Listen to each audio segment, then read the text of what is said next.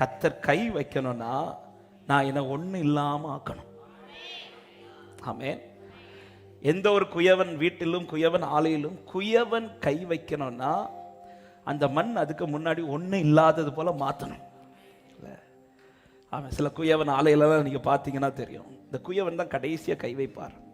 இந்த குயவன் கை வைக்கிறதுக்கு முன்பாக அந்த மண்ணை ஒரு பாடுபடுத்துவாங்க, போட்டு மிதிப்பாங்க. அதாவது அந்த மண்ணுக்குள்ள இருக்கிற எல்லாத்தையும் வெளியில எடுத்துருவாங்க, ஒண்ணுமே இருக்காது. இப்போ குயவன் கைக்கு இந்த மண்ணு வரும்போது வெறும் மண்ணு தான், அது பாத்திரமாய் உருவாகி வராது, அது மண்ணாய் தான் வரும். அப்படி வரக்கூடிய மண்ணுக்கு மேலதான் குயவன் கையே வைப்பார். இதே போலதான் அவர் கரம் மேல வச்சு என்னை நிரப்புறதற்கு நானா இருக்கக்கூடாது. நான் ஒண்ணுமே இல்லை ஆண்டவரே, ஒண்ணுமே இல்லை, ஒண்ணுமே கிடையாது. உலர்ந்த எலும்புகளுக்குள் கர்த்தர் ஆவியை அனுப்ப ரீசன் என்னன்னா, அந்த எலும்பு எப்படி இருந்துச்சு?